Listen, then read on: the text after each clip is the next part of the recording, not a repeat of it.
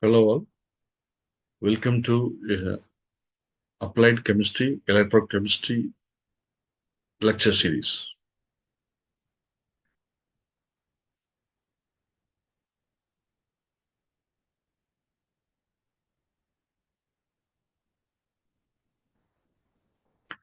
In this electrochemistry, we discuss here the galvanic cell. So, types of cells.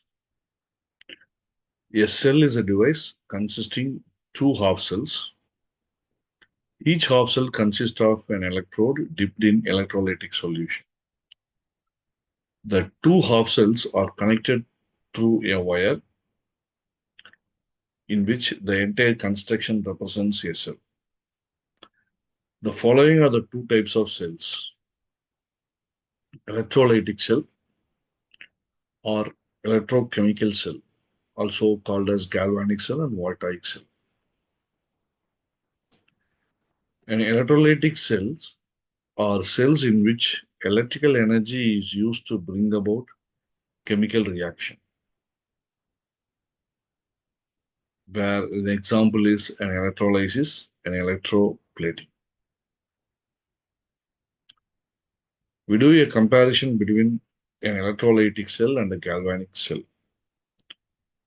The galvanic cell, in which chemical energy is converted to electrical energy, an electrolytic cell in which electrical energy is converted to a chemical energy. In galvanic cell, anode is negative, cathode is positive, where in which electrolytic cell, anode is positive, cathode is negative. In galvanic cell, it is undergoing a spontaneous reaction. In electrolytic cell, it is a non-spontaneous reaction. The galvanic cell does not require external source. It produces this electrical energy, but an electrolytic cell required an external source. So let's check how can we answer this. A galvanic cell converts electrical energy into chemical energy. Is it true or false? The galvanic cell chemical energy is converted to electrical energy. But if electrical energy is converted to chemical energy, it's false. Number two, an electrode on which an oxidation occurs is called anode. Yes, it is true. Now, galvanic cell. Electrochemical cells are entirely different from electrolytic cells. These cells use for electrolysis, whereas electrochemical cell chemical energy is converted to electrical energy. In galvanic cells, we have two types of reaction combined together. We call it as redox reaction. Cell construction. The Daniel cell, or we call it as galvanic cell, consists of zinc electrode, which is kept in 1 m zinc sulfate solution, and copper electrode kept in 1 m copper sulfate solution. Each electrode is consisting of one half cell, and there is a salt bridge which connects between the two cells, and there is an electrical connection through a voltmeter used to measure the amount of electrical energy produced. This diagram represents the galvanic cell. One compartment contains zinc sulfate solution, zinc electrode. Another compartment contains copper electrode, copper sulfate solution. The connection is ensured between salt bridge and through a wire. Reactions occurring in a cell. In an anode, oxidation takes place in the zinc electrode, liberation of electron. In cathode, the reduction takes place in copper electrode by accepting the electrons which passes through the wire. Here the reaction, zinc donates 2 electrons, gives zinc 2 plus, copper takes up the 2 electrons with copper, and the overall reaction is 10.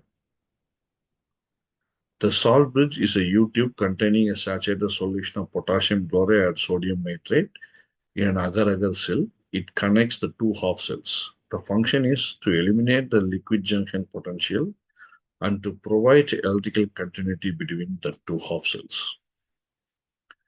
The condition for electrochemical cell to access a standard cell is the cell should reproduce the EMF. The temperature coefficient should be very, very low.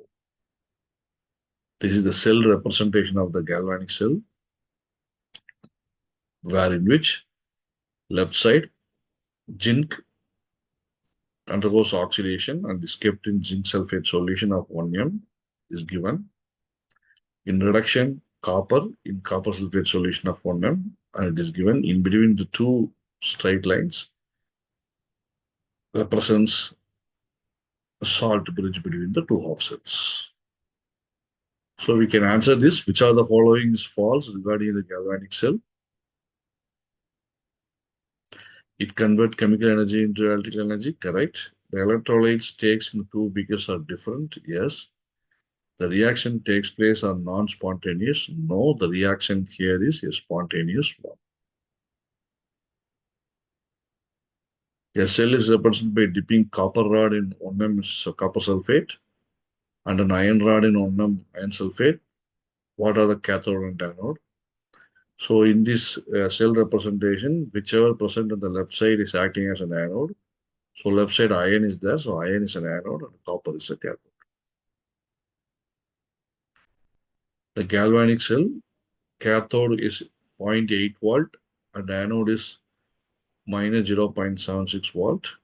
So the total volts produced, E cell equal to E cathode minus E anode. So if you add together, we get 1.56 watts. Thank you.